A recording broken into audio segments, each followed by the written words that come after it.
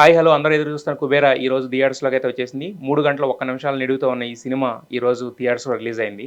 ఈ సినిమా గురించి మనం మాట్లాడుకునేప్పుడు ఫస్ట్‌గా చెప్పుకోవాల్సింది ఏంటంటే, ఈ సినిమా స్టోరీ లైన్ గురించి. ఎందుకంటే ఈ సినిమా టీజర్ ట్రైలర్ వచ్చిన దగ్గర నుంచి కూడా శేఖర్ కమ్ముల తన కంఫర్ట్ జోన్ నుంచి బయటకొచ్చి ఏదో ట్రై చేశాడు. కొత్తగా ట్రై చేశాడు అనేది ఉంది. సో ఎలా ట్రై చేసుంటాడు? ఎలా ఉంటదనేది చాలామంది ఆడియన్స్‌లో క్యూరియాసిటీని పెంచిన ఫ్యాక్టర్ అనమాట. సో స్టోరీ లైన్ గురించి మాట్లాడుకున్నట్టయితే గనక ఇది ఒక క్రైమ్ జోనర్ థ్రిల్లర్ సినిమా అనమాట.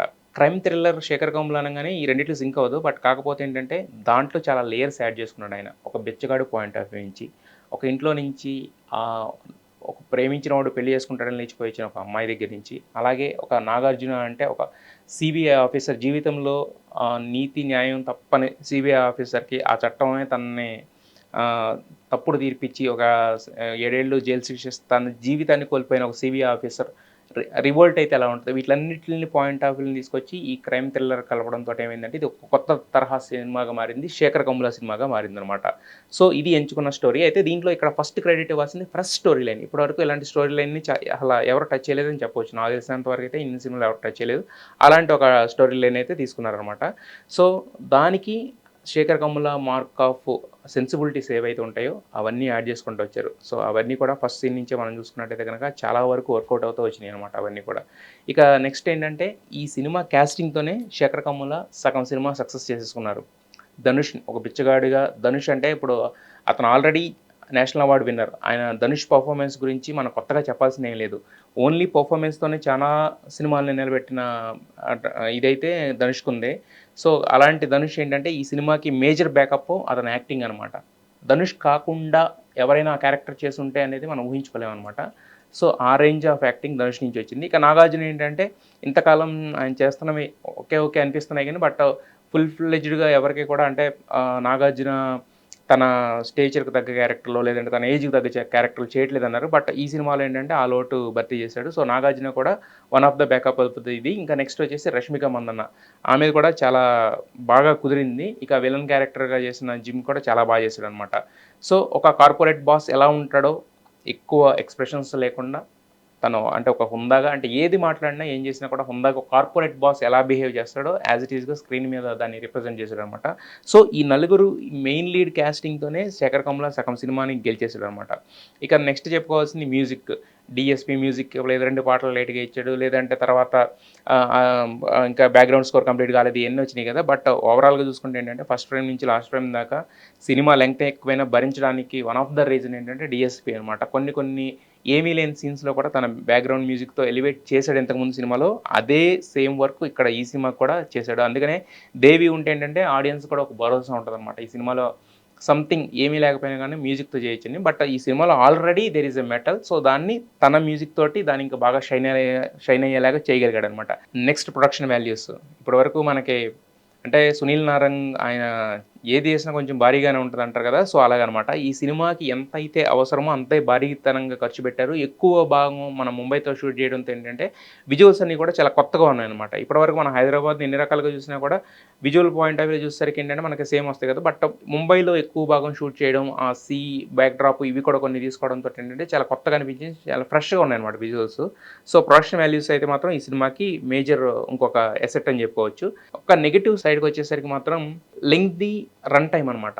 అంటే సినిమా ఎంత బావున్నా, ఇంతకుముందు మనం చెప్పుకున్న ఎన్ని పాజిటివ్స్ ఉన్నా దానంతటిని కూడా బాగా డ్రాగ్ చేసిందంటే గనక ఒక లెంగ్తీ స్క్రీన్ ప్లే అనమాట. ఈవెన్ ఒక ఫస్ట్ సీనే ఉంటది దీంట్లో. ఫస్ట్ సీన్ ఎక్స్‌ప్లెయిన్ చేసుకుంటే ఏంటంటే, ఒక హిట్ అండ్ రన్ కేస్ జరుగుద్ది. ధనుష్ పాయింట్ ఆఫ్ వ్యూలో ఇంట్రొడ్యూస్ చేసినప్పుడు ఒక హిట్ అండ్ రన్ కేస్ జరుగుద్ది.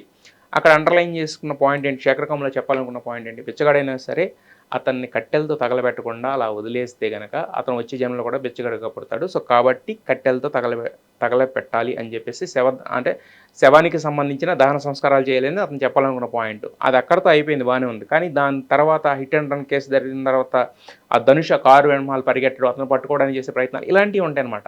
ఇలా నేను చెప్పింది ఒక సీను. ఇలాగా చాలా సీన్‌లకి ఎక్స్‌టెన్షన్స్ అనమాట. అవి కథకే పనికొచ్చేవి కాదు. లేదంటే దీనికి పనికొచ్చేవి కాదు. మరి ఆయన ఏదో నమ్మి రాసుకున్నాడు 'శేఖర్ కమ్ముల'. అదేంటనేదైతే మనకు సినిమాలో అయితే కన్వే కాలేదనమాట. సో ఇంతకుముందు నేను చెప్పిన పాజిటివ్ పాయింట్స్ అన్నిటిని వెనక్కి డ్రాగ్ చేస్తా వచ్చిందైతే గనక ఈ లెంగ్తీ రన్ టైమ్ అని చెప్పుకోవాలి. సెకండ్ వచ్చేసి ఓవర్ డ్రామాటిక్ సీన్స్. కొన్ని సీన్స్‌లో అనవసరమైన దానికన్నా ఎక్కువ డ్రామా పండించడానికి ట్రై చేశారనమాట. ఆ సీన్స్ కూడా కొంచెం ఇబ్బందికరంగా మారినాయనమాట. అంత డ్రామా అవసరం లేదు కొన్ని సీన్స్‌లో. చాలా సీన్స్‌లో కొంచెం అంటే బేసిక్‌గా 'శేఖర్ కమ్ముల' నుంచి ఎలాంటి ఎక్స్‌పెక్ట్ చెయ్యం మనం. బట్ కాకపోతే ఏంటంటే, ఆ సీన్‌లో ఉండాల్సిన దానికన్నా కూడా ఎక్కువగా నటించడం, సో ఎక్కువగా ఎమోషన్ అయ్యేలాగా బిహేవ్ చేయడం ఇలాంటియన్నీ కూడా చేశారు. ఇక క్లైమాక్స్ అనమాట. క్లైమాక్స్ ఏంటంటే బేసిక్‌గా ఇంత చెప్పిన తర్వాత ఇలాంటి ఒక స్టోరీకి ఒక 4, 5 లైన్‌లలో ఒక మంచి కూర్చోబెట్టేసి ఒక చిన్న ప్రీచీలాగా చెప్పినా కూడా నడిచిపోద్ది. బట్ అలా కాకుండా ఏంటంటే క్లైమాక్స్‌కొచ్చేసరికి ఏదో ఒక ఫైట్ పెట్టి మళ్ళీ ఒక చిన్న జనరలైజేషన్‌లోకి తీసుకొచ్చారు. బట్ కాకపోతే ఆ క్లైమాక్స్ అయిన తర్వాత కూడా ఒక మాట ఉంటది. ఇదంతా 'కుబేరా' అనేది ఏదైతే ఉందో, ఈ సినిమాకి సంబంధించిన ఆ టైటిల్ జస్టిఫికేషన్ తీసుకొచ్చి ఒక చిన్న బాబుకి ముడిపెట్టడం అనేది, అది మాత్రం మళ్ళీ ఒక చిన్న హై మూవ్‌మెంట్ ఇచ్చిందనమాట.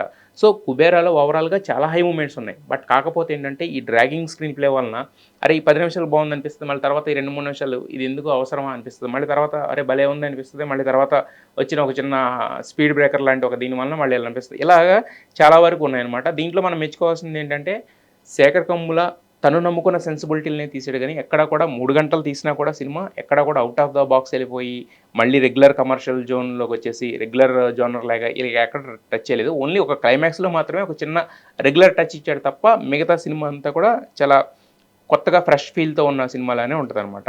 అలాగే మధ్య మధ్యలో కొన్ని కొన్ని సీన్స్ ఉంటాయన్నమాట. అంటే ధనుష్ తప్పించుకోవడానికి వెళ్ళినప్పుడు ఆ తప్పించుకునే క్రమంలో జరిగిన కొన్ని కొన్ని సీన్సు, కొన్ని డాగ్స్ వచ్చి చేసే సీన్స్ ఇవన్నీ కొన్ని కొన్ని సీన్స్ ఏంటంటే అయి అవసరం లేవనిపిస్తాయి. ఓవర్ డ్రామాటిక్‌గా కూడా అనిపిస్తాయి. ఆ సీన్స్ అన్ని చాప్ చేసుకున్నా కూడా అది సినిమాలోకి వచ్చిన ఇబ్బంది లేదు. వాటి వల్ల సినిమాకొచ్చిన ఇది లేదు. బట్ ఆయన ఏదో అనుకున్నాడో అది కన్వే అవ్వలేదు కాబట్టి ఇప్పుడైనా కూడా ఒక హాఫ్ అన్ అవర్ సినిమానే గనుక ట్రిమ్ చేస్తే గనుక చాలా సూపర్ ఫాస్ట్ పేస్డ్‌గా సినిమా అనేది అందరికీ కనెక్ట్ అవుద్ది. లేదు ఇలాగే ఒక 3 అవర్స్‌తో ఉంటే ఏంటంటే చాలామంది స్కిప్ చేసేస్తున్నారు. ఈ రోజుల్లో మనకు తెలిసిందే కదా! ఇప్పుడు ఒక 'పుష్పలాగా' ఒక హై మూవ్‌మెంట్స్ ఉన్న సినిమానో, లేదంటే గనక ఏదన్నా హెవీ ఒక కొత్త వరల్డ్ ఉన్న సినిమానో, అలాంటి సినిమాలు తప్ప అంటే ఇంత పా అంటే ఒక డీప్ కోర్‌గా ఒక హ్యూమన్ వాల్యూస్ చెప్పే సినిమా, లేదంటే గనక ఒక మన జీవితాన్ని మనకే చూపించే సినిమాలు లాంటివి, లేదంటే వేరే వాళ్ళు అంటే 'బిచ్చగాడికి' సంబంధించిన సెటప్ చూసుకుంటే గనక 'బిచ్చగాడు' అని ఇంతకుముందు ఒక సినిమా వచ్చింది. వాళ్ళ జీవితాలు కొంతవరకు దాంట్లో టచ్ చేశారు. సో, దీంట్లో జీవితాలను చూపించే వరకు పోలేదు గానీ, బట్ కాకపోతే ఎలా చేయాలనుకున్నాడు, ఏం చేయాలో ఒక బిచ్చగాడికి అంటే ఒక 10,000,00,00,000 ఆడికొచ్చేసినా కూడా వాడి థాట్ ప్రాసెస్ ఎలా ఉంటది, ఇలాంటియన్నీ కూడా ఈ సినిమాలో చెప్పడం అనేది జరిగిందనమాట. సో, ఆ పాయింట్ ఆఫ్ వ్యూలో లెంగ్తీ రన్ టైమ్ అనేది ఈ సినిమాకి శాపమైంది తప్ప, ఇంకా ఎవ్రీథింగ్ అనుకున్నదంతా కూడా యాజ్ ఇట్ ఈస్‌గా వర్కౌట్ అయింది. అయితే దీంట్లో కూడా బిచ్చగాడు సెటప్ అనేది తీసుకున్నారు. సో, ఎందుకంటే మనకి ఇంతకుముందు బిచ్చగాడు సినిమా వచ్చి బిచ్చగాడి లైఫ్ ఎలా ఉంటదో అదంతా చెప్పారు. సో, దీంట్లో ఏంటంటే ఆ లైఫ్ గురించి ఈ కార్పొరేట్ బాస్ చూపించాలన్న ఆలోచన బాగుంది గానీ, బట్ దాన్ని ఎగ్జిక్యూట్ చేసిన తీరు దానికి అంతగా మళ్ళీ దాని మీద ఒక 10 నిమిషాలు ఇలా చూపించడం ఇదంతా మళ్ళీ అదంతా కూడా అవసరం లేదు బేసిక్‌గా. సో, మరి బట్ ఏమనుకున్నారు మూవీ టీమ్ అనేది వాళ్ళకొక ఒపీనియన్ ఉంది కాబట్టి అదైతే చేశారు. సో, అది పక్కన పెట్టేస్తే ఏంటంటే ఇంకా ఇప్పటికి కూడా అయిపోయింది ఇప్పటికి కూడా లేట్ ఏం కాలేదు కాబట్టి అట్‌లీస్ట్ ఒక 20 మినిట్స్ సినిమా అన్నా గనక ట్రిమ్ చేయగలిగితే గనక అందరూ ఇంటిల్లిపాది వచ్చి చూడదగిన సినిమా అనమాట. సో, వల్గారిటీ అయితే మాత్రం 0% 'శేఖర్ కమ్ముల' నుంచి ఎప్పుడు కూడా ఆ కాన్ఫిడెన్స్ అయితే ఉంటది. సో, సేమ్ ఇదే ఉంది. సో, ఇంకా ధనుష్ అనే వ్యక్తి ఈ సినిమాకి మేజర్ హైలైట్ అనమాట. సో, ధనుష్ కాకుండా అనే ఆలోచన వస్తే గనక 'కుబేరా' అనే సినిమానే లేదు నాకు తెలిసినంత వరకు. సో, ఇంతకుముందు చెప్పుకున్నట్టుగానే పర్ఫార్మెన్సెస్‌లో 'నాగార్జున' ఎవ్రీథింగ్ అంతా కూడా డిగ్నిఫైడ్‌గా ఉంది. బాగుందనమాట. సో, ఓవరాల్‌గా ఈ సినిమాకి మనం ఇస్తున్న రేటింగ్ అయితే 2.75 ఔట్ ఆఫ్ 5.